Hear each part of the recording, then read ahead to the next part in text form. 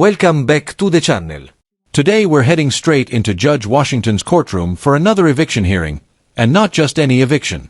This one involves a repeat character I've covered before, a self-described sovereign citizen who genuinely believes she can cancel a lease agreement by declaration alone and continue living rent-free indefinitely. No payments, no obligations, no consequences, at least in her version of reality. As always, the courtroom has a very different understanding of how contracts and law actually work. So let's get into Matter it. of the Ranches of Rosebrook versus Anise Battle, case number 25C 1245. Good afternoon, Your Honor. David Fantera on behalf of the plaintiff.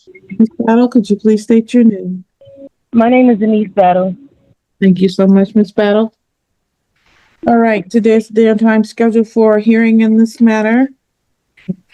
This is an action to terminate the tenancy based on non-payment of rent. Yes, Your Honor. I object to these proceedings moving forward because, like I said, I do have a verified petition in emergency motion for injunction in the U.S. District Court, which is the case number 25-CV-11233. Thank you, Ms. Battle. And like I said, this court has not put on the record of their jurisdiction. There's nothing on the record, and it stands. Every notice that I've sent is unrebutted, which stands at law. And jurisdiction is a threshold issue that we shouldn't even made it this far without discussing proper jurisdiction.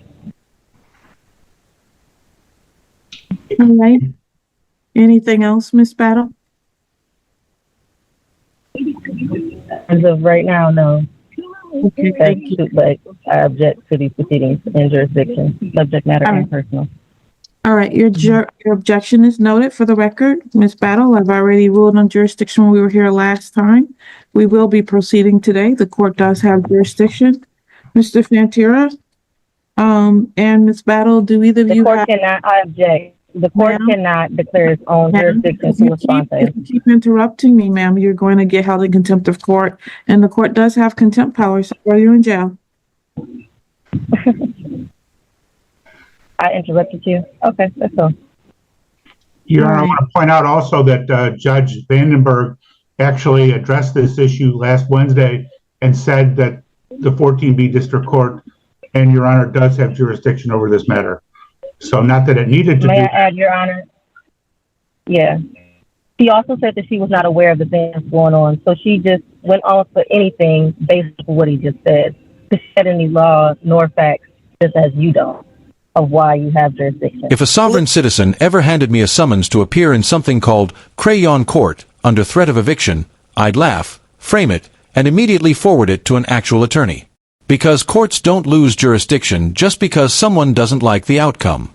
Legal authority doesn't disappear when it's questioned loudly enough. And imaginary systems of law don't override real ones just because someone declares them so. All right, thank you. Again, Ms. Battle, this court has jurisdiction and we will be proceeding today. Mr. Fantera, actually the both of you have an opportunity at this time to do any opening argument that you want to make. So, Mr. Fantera, I will start with you. Do you have an opening statement? I'll waive my opening statement, Your Honor, and just get right to the evidence. All right. With respect to service, can you please put on the proofs regarding the service in case there is an appeal? Say that again, Your Honor. Can you please put on proofs regarding service in the event that there is an appeal? Service of this lawsuit? Yes, on Ms. Battle. I believe that she was served by a court officer with Jimmy Moore's office, Your Honor. I think there's a proof of service in the file. I don't know whether it was attached or whether it was personally served. But the court has the proof of service. With respect to proof of service, the file indicates that Ms. Battle was served with two different ways pursuant to MCR 4.201B, which is she was served, actually three different ways. She was served with an original mailing from the court, and then a second mailing went out from the court. Second mailing was requested by the plaintiff and was sent by this court.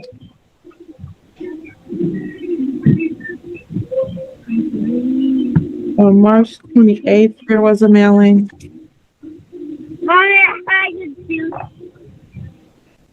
And then there was service by Edward Cope, who was the court officer. That service was effectuated through securing an attachment to the main entrance of the tenant's dwelling unit. And that was done on April 4th, 2025. And after attempts had been made on April 2nd at 12:40, and then April 3rd at 9:53, they finally did an attachment on April 4th at 4:30 p.m. In addition to that, Ms.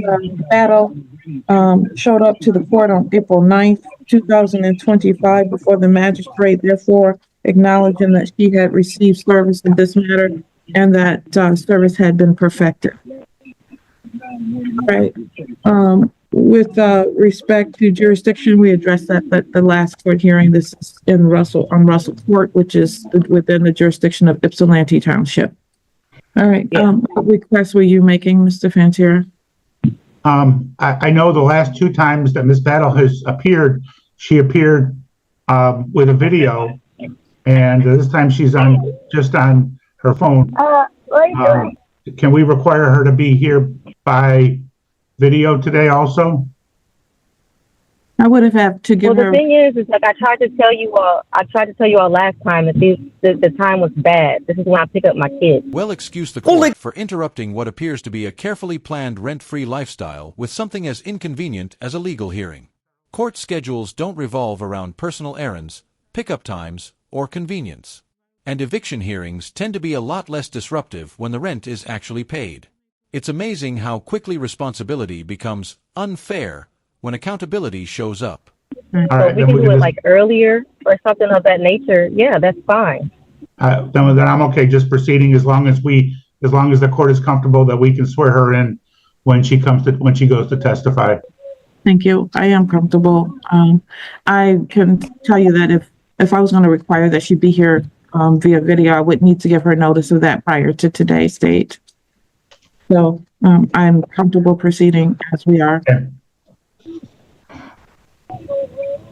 All right. And Ms. Battle, other than jurisdiction which has been noted and reserved, do you have any other argument you want to make today with respect to this matter in terms of an opening argument? Of course. So, like I said, the contract has been rescinded on April 1st, and it was due to unconscionable pieces in the contract, including pieces that's wrong with the formation, as well as material breaches that's inside the contract. That contract has not been You said material breaches. Oh, okay, go ahead. Breaches, yes, within the contract as well. That was sent out and received. Well, it actually wasn't received on April 1st because at the end of the day, the unconscionable pieces, their addresses are wrong and the owners are wrong on the contract, so it got sent back. But once I realized it was sent and received on April 8th, 2015, and still remains unrebutted. They have yet to unrebut it in any case that we came and talked about the contract. And by law, according to Wall versus Zendaya, the Michigan law recognizes rescissions at common law for breach, fraud, and unconscionability. Meaning, if I give notice and it's unrebutted, that stands at law. Also, I've talked on personal matter jurisdiction, in which why I came in under special appearance the first two hearings, because at the end of the day, I'm not a legal person. I'm not in a legal capacity under Michigan law.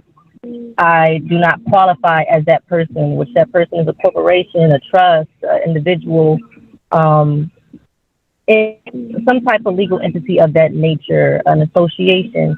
I do not qualify as one of those people to be here and subjected to this without consent. Hence why, things were sent administratively and defaults were given administratively, because things are happening right here where I'm being deprived of due process.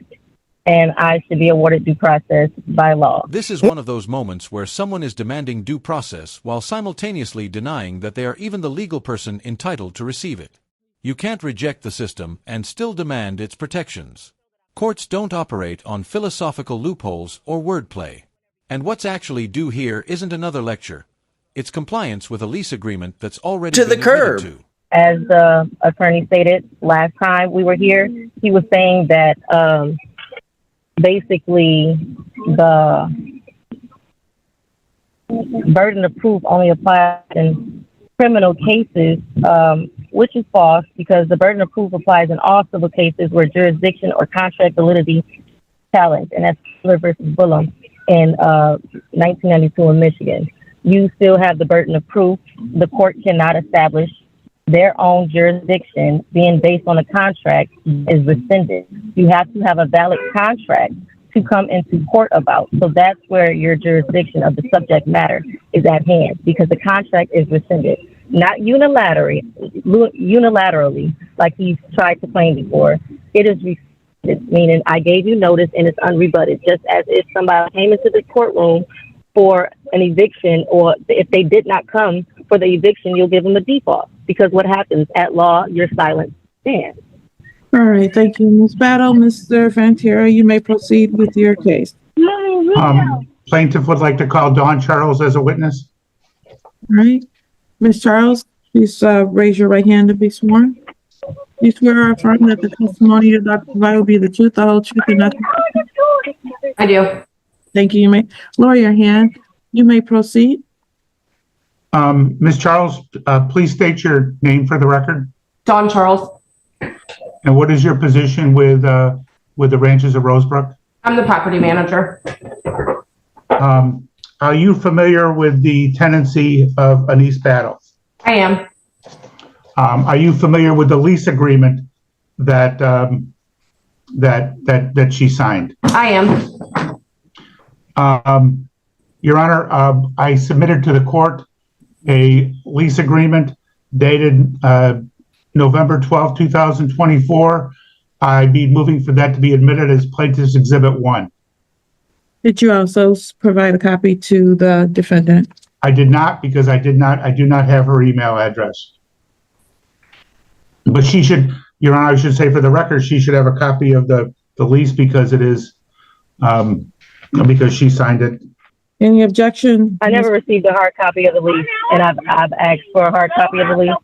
Never received it, and as I read the lease, that was also a breach of my lease, as I was supposed to receive it and sign it in person, as they made me sign it over online. So again, the information that he's saying about the lease is correct. I'm not here to argue about the lease as far as what the original contract was. I'm arguing about the validity of what it is now, which is invalid and void because it's rescinded. All right, given that she's not arguing about the validity of the lease itself, I will allow the exhibit No, one. I've said I did argue about the validity of the lease as far as it being valid, because it's not. But I'm not arguing that I entered into a lease on or around December 6th. That's not what I'm arguing. I'm arguing the validity of the lease. So let's correct that. You're arguing, you're not arguing that you entered into the, what are you arguing? Like I said, I do not object to actually entering into a lease. What I thought was, yes, a proper lease or on or around December 6th. I do not deny that, but I do deny the validity of the lease because the lease has been rescinded and it's unconscionable. Yes. Thank you. Your argument that the lease is rescinded is not being admitted. The lease is admitted. That objection is overruled. On what facts of law?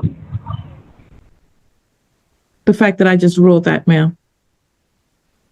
That's not a fact or a law. So let the record show You're that not she has going- no The record no law or no shows merit to everything. The object. record shows everything, I got ma'am. you. You don't need to say that. And please I know stop. it will when I pull the transcripts because, like I said, this case is also.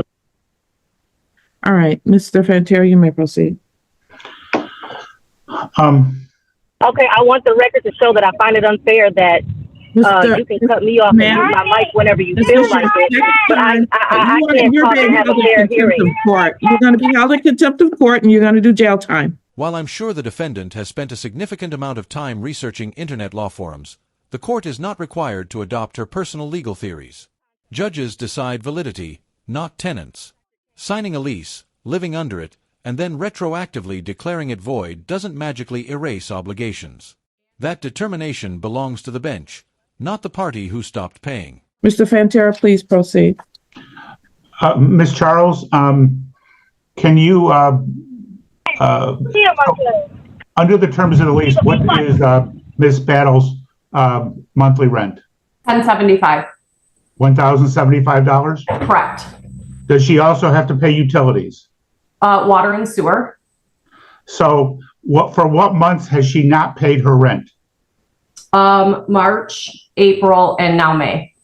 So she owes $1,075 for each of those 3 months. Correct. Does she owe the water and sewer for those 3 months also? Yes. How much does she owe for those months? Her water and sewer. Yes. So March is 36.24. April? 35.45. May? 35.73. Okay. That totals $107.42, correct? Correct.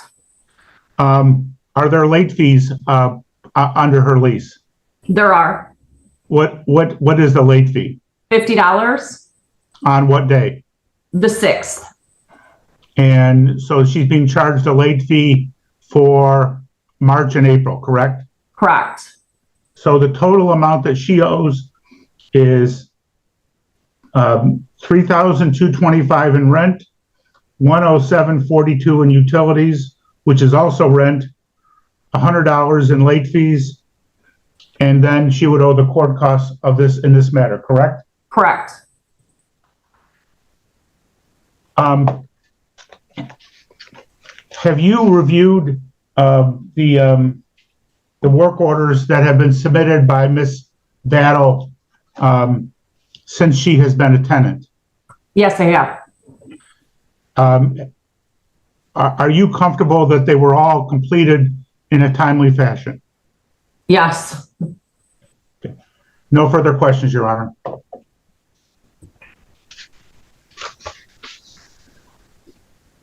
Thank you. Ms. Battle, do you have questions for Ms. Charles? Yes, I do. So the first working order, are you able to disclose, or do you know firsthand what that was? Your first work order was your shower water wasn't hot. You had some screws in your hinges that weren't secure. And when the water was turned on in the tub, it comes out of the shower as well. Okay.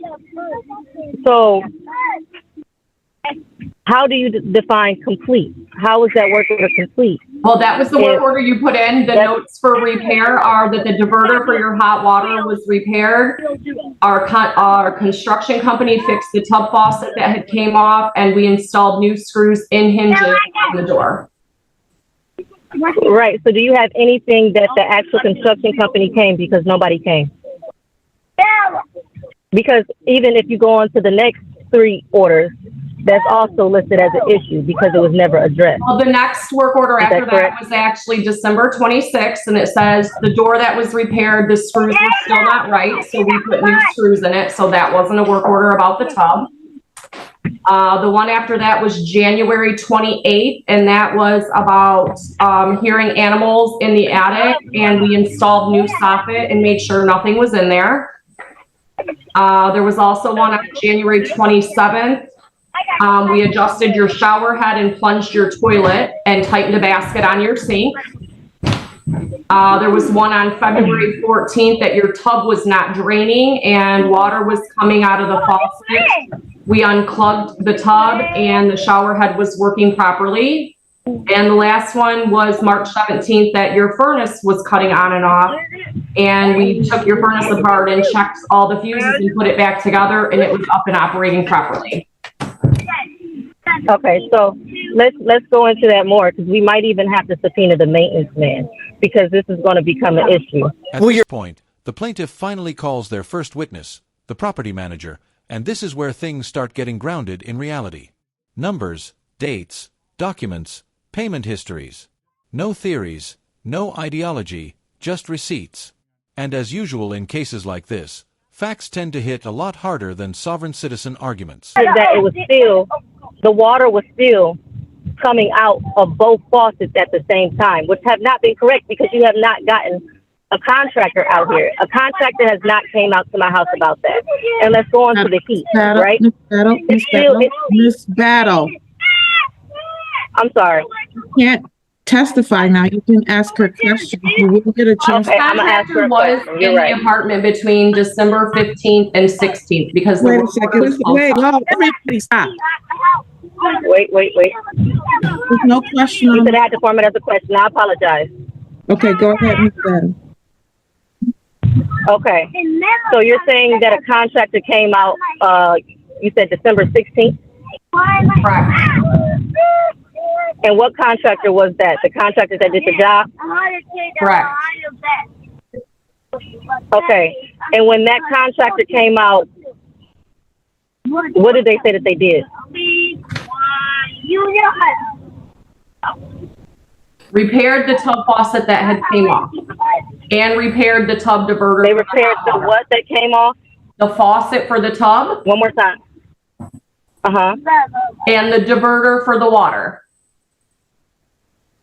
Right. Okay. So let that address that the faucet pushing out and the diverter, that doesn't address the issue of the plumbing, which really, when I had somebody come out, they said the wall has to be taken down, because what happened is they messed up behind it.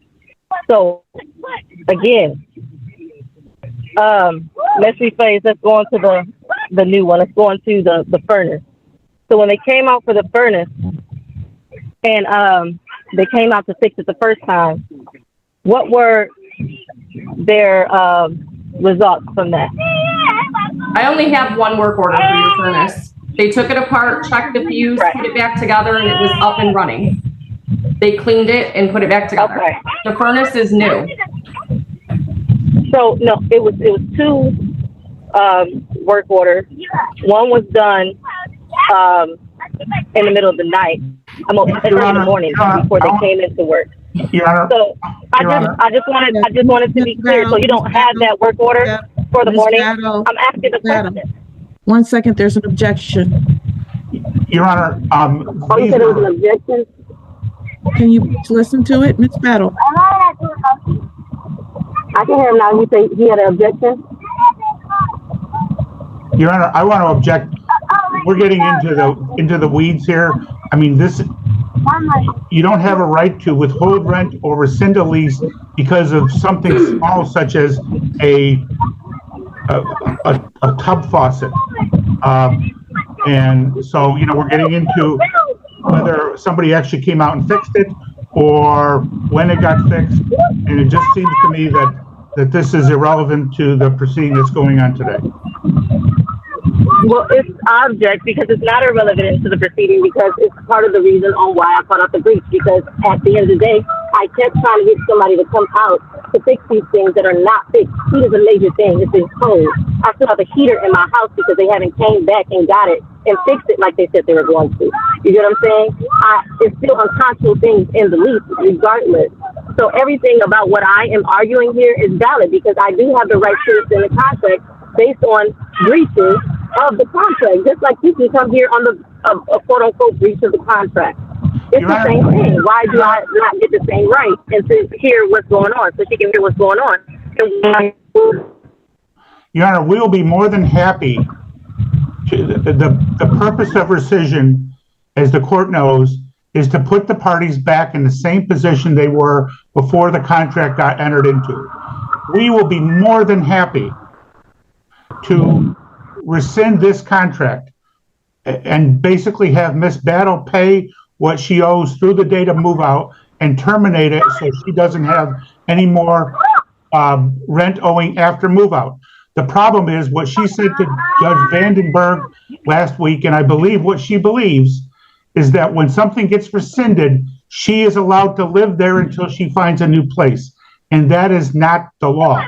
We are more than happy to rescind this, to do away with this contract, let her pay her balance through the date of move out and terminate this contract so that she can move on and we can move on. But what we can't let her do is to live there forever without paying rent. Well, let it show that by law, by contract law, if the breach is on your end, if you want to comply to it, like I said, because I did rescind it, and the breach was on your end, and it's rebutted on your end. And by law, under the landlord and tenant, it is called constructive possession. When you are in breach of a contract and I'm not at fault, I am allowed under equity and law to stay in a place. It's called constructive There's possession. an important legal correction that needs to be made here. What the tenant is describing isn't constructive possession. That concept doesn't apply in eviction law. What she likely means is constructive eviction, which is a real doctrine, but one with strict requirements. The property must be substantially uninhabitable, the landlord must be notified and given time to fix it, and most importantly, the tenant must actually move out. Staying in the unit while refusing to pay rent waives that claim entirely. You don't get to occupy the property and call it an eviction at the same time. Miss Battle, that's not the law, ma'am. That is not the law. Absolutely not at all. And, ma'am. Okay, so then if that's the case, if he wants to call out the breach of contract, then he's making it an uneven deal, okay? So if he wants to say that he wants to accept the breach, then he has to accept the damages that come behind it. Because there's damages if I have to relocate on something that's not based on me. That's unfair. And that is that's unfair in that case. Your Honor, I'm not trying to be unfair. All I'm trying to say the breach is not on me. The breach isn't on me. So if the breach is on me, I will understand what you're saying completely. The breach is not on me, so I should not be held liable for y'all breach. Yeah, but you're the one that wants to, Your Honor, but she is the one that wants to rescind. So it seems to me that she can't have. I want to rescind based on the unconscionable contract. And what does my rescission also say? If it says it, if that's the case, if you all want me to leave and you don't want me to have the constructive possession, then you ought to be paying for my relocation because it was your injury to me. Can I say something without being interrupted, please? I want you both to stop talking for a minute, please. Go ahead. I'm sorry. So, first of all, if you want to talk about whether a contract can be rescinded, that is not typically what happens in a landlord-tenant. That's in a standard contract situation. However, if there is, in fact, a situation where is for you to get some of your monies back. That's not something where you get to just rescind the contract. That's why all of this is the wrong procedure. However, Mr. I'm sorry. Please. Mr. Fantero. You were saying something about getting your money. I need you to go back a little bit. It's breaking up really, really bad. So you're entitled, I can't hear you clearly. if in fact the court were to find that, for instance, the property was not habitable, like there were enough repairs that were done so that the property was habitable. We're not going to be able to make this out. The children in the back, my recorder is saying she can't make it out. I'm trying to make it out too, and it's just like breaking up a little bit. I tried to tell y'all that this was not like a good time for me at all. Remember, you had got his time, and when I went to go say my time, you cut my mic off, and I was literally trying to tell you that I cannot. It's 3 o'clock is just not a good time. I'm getting my kids out of school. I don't have help when it comes to getting my kids out of school. We can continue to try. We can just try to go for a morning time. I can do morning time. I have on the mornings. You don't have to figure this out. And if you don't figure it out, then the repercussions will be against you. You're gonna have to figure it out. Well, hold on. I am trying to figure it out. I wouldn't be here if I wasn't trying to figure it out, or if I wasn't trying to, you know. I grant you that. I agree I agree with that. But I have criminal dockets every morning. We don't have a morning docket. You said what about a warning? Hey, stop. Hey. You said what about a warning? I said we have criminal dockets in the morning, ma'am. Is what I said. Yeah, I can And do it that's in. where today's hearing comes to a pause.